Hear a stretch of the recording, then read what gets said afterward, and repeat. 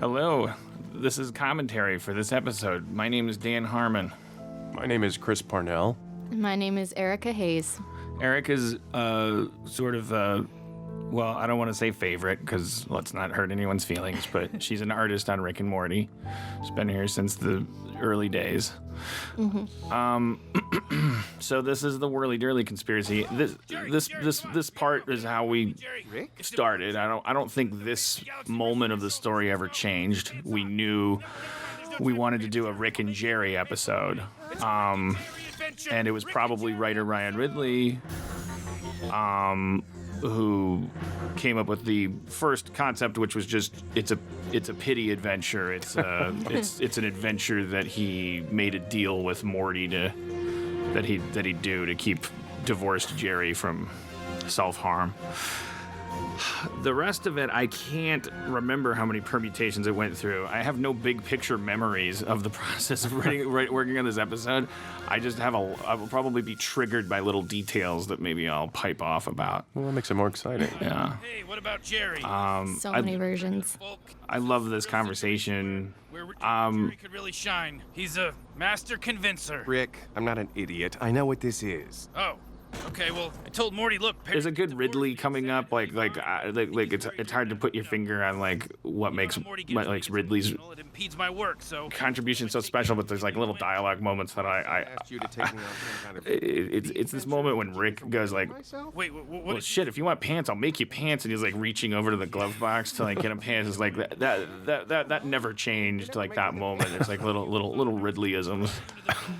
Shove you into the vacuum of space with your dick hanging out, and we're seeing how you'd act if that were about to happen. I mean, shit, I'll make you the pants right now. Take me 2 seconds to make you pants. I don't know why. I don't know. I guess say. I wanted to kill you. Yeah, I get it. It'd be It'd amazing. be amazing. Take me home. I'll tell my son we had enough adventure. I don't know what to ask Our story straight because you're Erica to get her talking about the probably very interesting aspect of like drawing Rick and Morty. I don't know what to. I feel like I would be like your mom at Thanksgiving, going, "So do you draw all 30 pictures per second, or?" Well, I storyboarded this scene right here. I was actually really, really excited about a Rick and Jerry episode. I thought that was brilliant and opened up a lot of possibilities.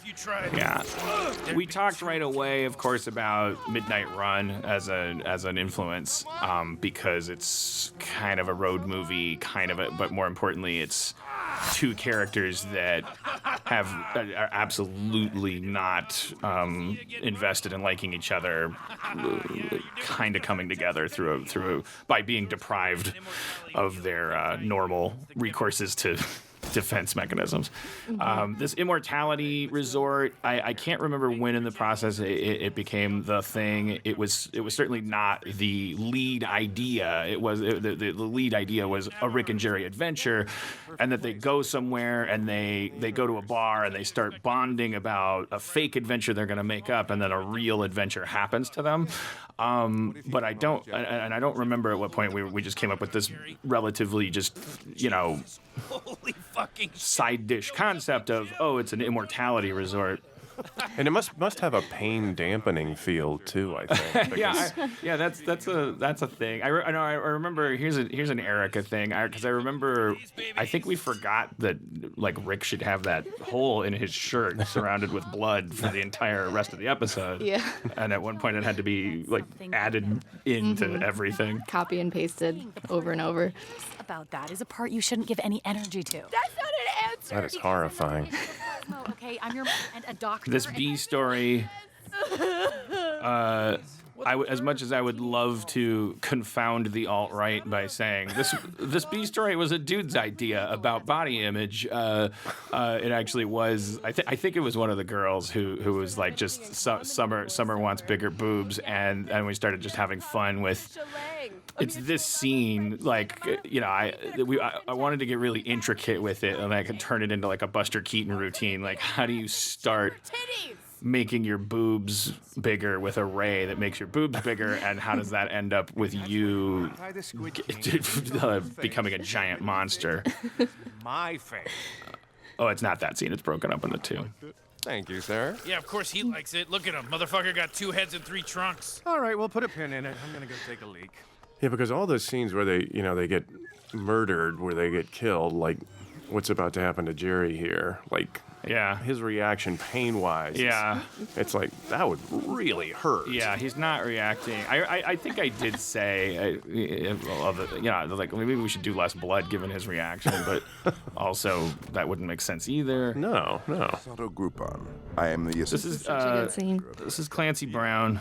Might have some thought. Men my age know him as the Kurgan from Highlander. I don't want to diss women by pretending you're not allowed to be a nerd. I guess I'm more saying like Kicked out of my home. it's a very dude thing. Have you seen Highlander, Erica? I have not. Okay. Are we talking the movie or the TV series? Oh, the movie. Okay. And none of the sequels.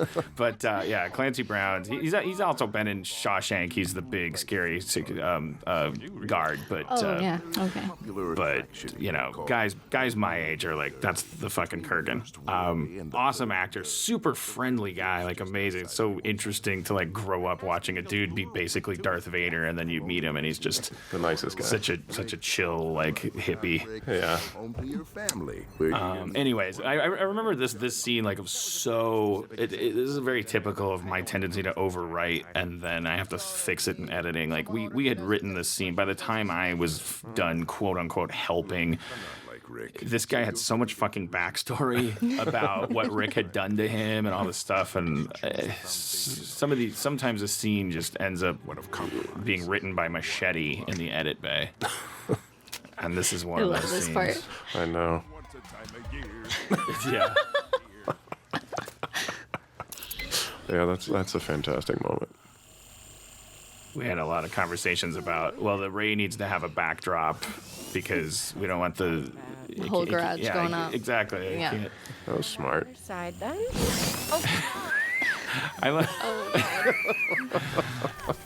So we went through that step by step. We're like, oh, well, she tries, then she uses her hand to block it, and then it makes her hand big, which like makes it heavy, and it falls down, and that makes her arm big, and then she turns, and it makes her ass big. And So good.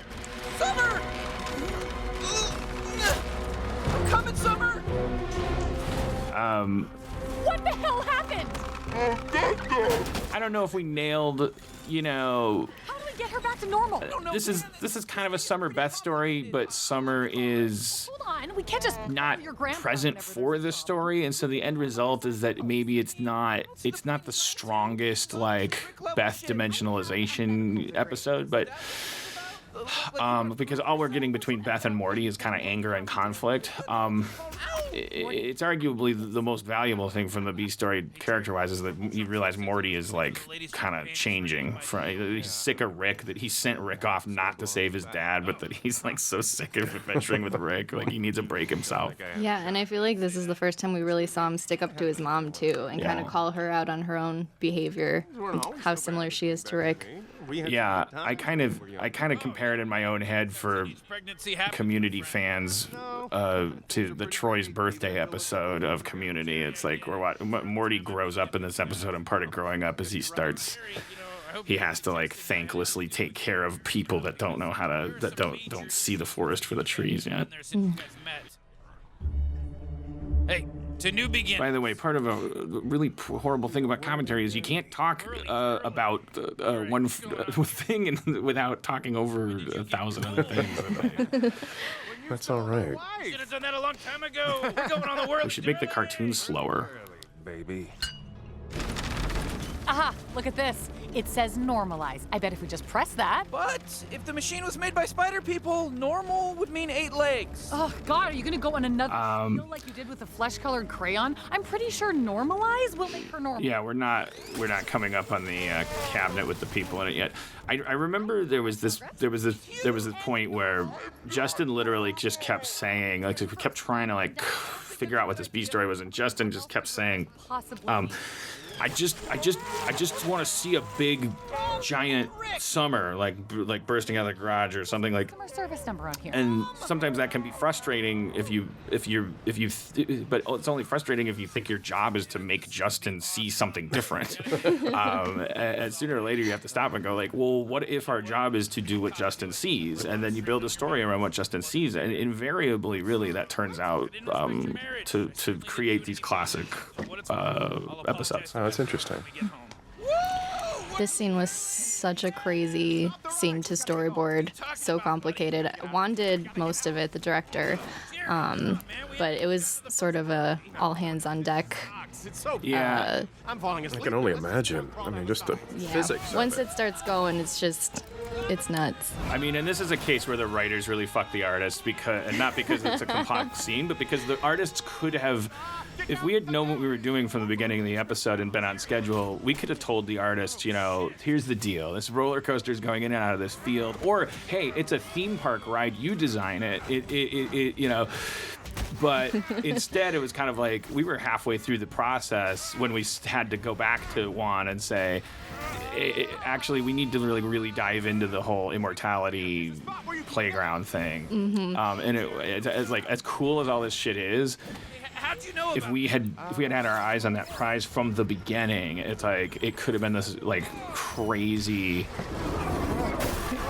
set piece. It already is, but Yeah. I don't know. It's.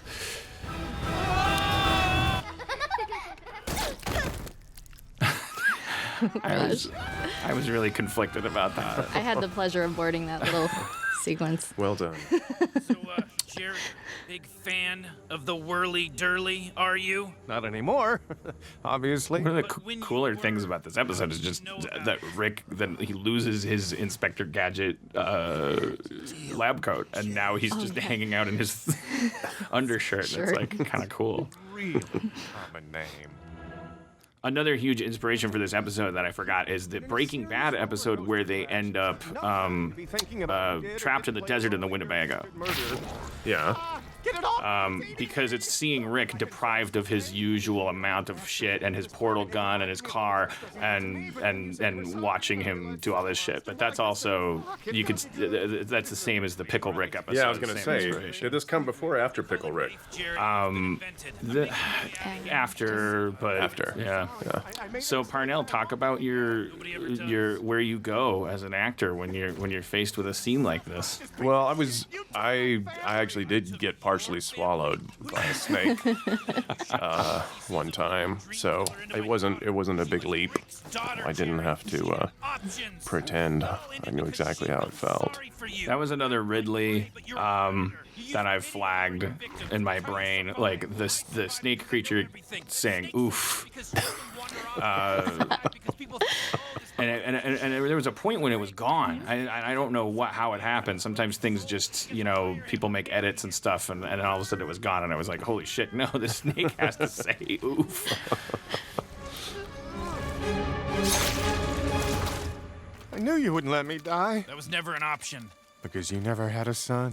No, because I need a living organism coated in kibble snake pile to attract. I just remember a lot of difficulty with the scene and then it all coming together, that it really was. He let him get eaten because it was all part of his plan, which is a very Doctor Who thing. Doctor Who doesn't let you know what he's up to for a really long time.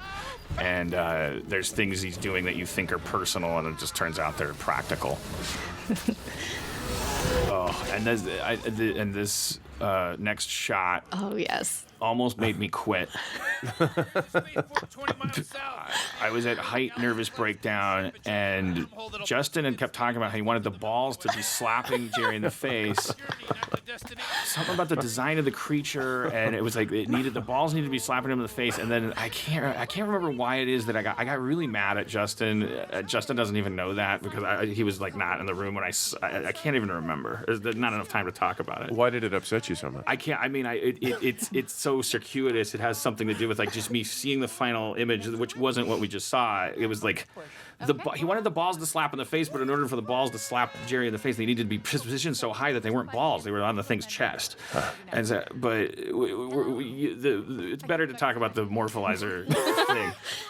The split screen with the guys running out. That's very Douglas Adams. I remember that being like a whole room thing. That was just I think like all the writers were like kind of came together on that. It was a really fun moment of just like breaking free of something that was making us miserable and coming up with just a funny joke. Like you split screen and then the guys just run out. That was such a great moment. I loved it. I also like how Morty tells off the neighbor. Yeah, that's the introduction of Gene, I think. Gene. I think Gene comes back later. And that's another Ridley for sure. Oh, come on. What's happening? Your friend has classes. That's Ridley's voice. That's what I thought, yeah. Augmentations. Emphasis on the above. In any case, he needs to be neutralized. What? Wait! This was kind of a late change too, wasn't it? Yeah. Dampener the And it's blood almost its own episode idea, like, oh, dumb Rick. But Want cookies and a 90-minute cut of Avatar. Seriously? I really pushed for that whole cybernetic thing. Like, I don't know why. I guess I'm just such an Inspector Gadget fan as a kid. Like, I like implying that Rick is like loaded up. He's enhanced. I'm sorry, I'm not a classic maternal archetype. Okay, I don't know what to do when you people come to me with your weird puberty issues. What are you gonna do when your daughter asks you if she's attractive? I'll say yes. Morty, gross. Well, she's gonna be super hot. Her mother's gonna be Jessica. Wait, when did Summer ask you that? Right before she Clive Barkered herself. Why? Wait, I know where she is. Ethan and Summer were supposed to go camping, and then he dumped Summer for this girl Trisha Lang who's got huge boobies and took her. The campsite. That's some good deduction, Morty. What's her name? The love one this with the line. name that sounds like someone gave up making up. That's every name in this show, by the way. They have sweet cookies. Yeah, I love that conversation. Obviously, cookies. Yeah, the idea, of course, being that Morty's paying more attention to Summer's life than Beth is, and that's really you don't need to be a feminine mom or a masculine mom or a smart mom or a dumb mom. You just need to I don't know. Morty's like a better brother to his sister than Beth being to a mom to Summer. And Shoot now. All right, folks. I guess the thing that really turned me on about that turned me on as a writer, not in the classic sense. What was the idea that Beth's motivation for being the way she is, or the thing that makes her that way, is because she wants to be like Rick, and then it doesn't make the episode entertaining for anyone else, but it's like my little thing, like my crochet, is that Morty pointing out to her, What are you doing? you are like him because you're an asshole. Because you don't care about anyone but yourself. Because you know I feel sorry for you. You're just doing this so you can tell yourself you fought. Ow! Temporal shield compromised. Congratulations, Jerry. You get to die a man. Well, that's okay. I'll leave. Please don't shoot. I'm the vagina. For sure, I think it's definitely a Ridley pitch to this whole Jadorowski. Is that, am I getting that? Yeah, I think that's how you say it. To go into this sequence, like, and when he explained it to me, that it was like the 70s version of like when you like go into these psychedelic things. It's like This was so fun to work on. It's really amazing. We really got to just let loose creatively. It's brilliant. partly inspired by a short story by Stephen King called The Jaunt, just about kind of wormhole travel. The fact that you go through infinity. And then if you're conscious for it, you'll go insane. That was a temp line from Justin. He insisted stayed. God love him for his insistences.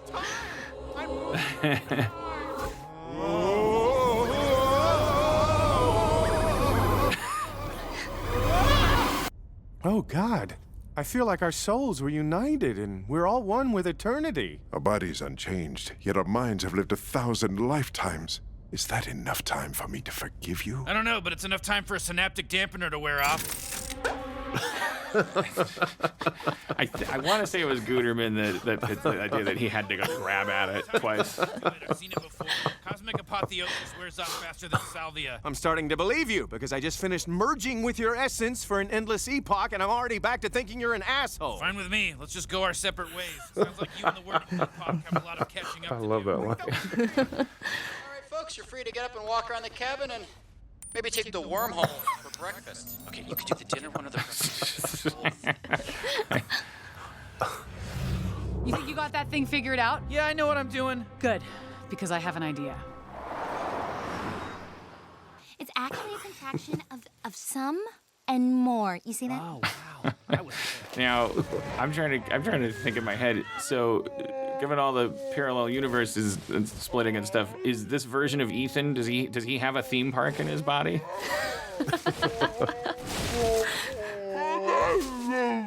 The answer should be yes.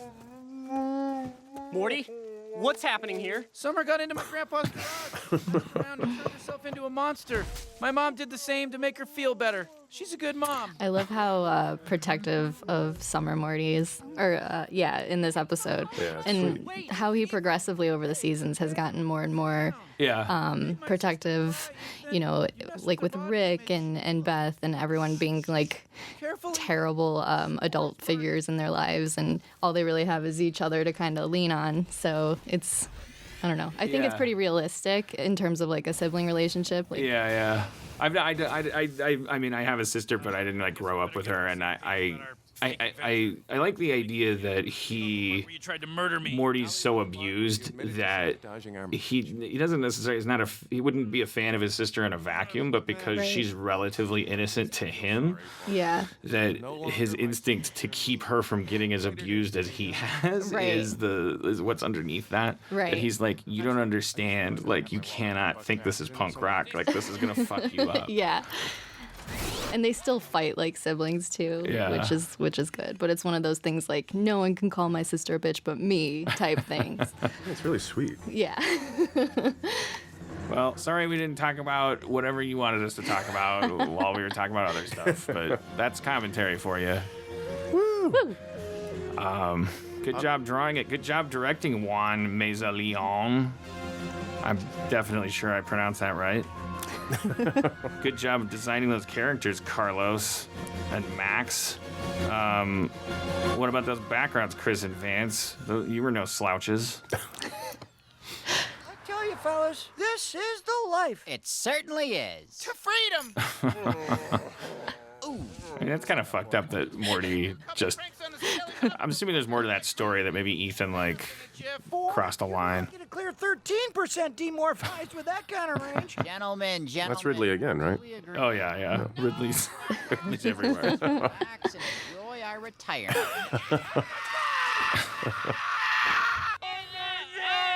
Did you get any of that? That's a delightful ending. Yeah. Mm-hmm. I love that episode.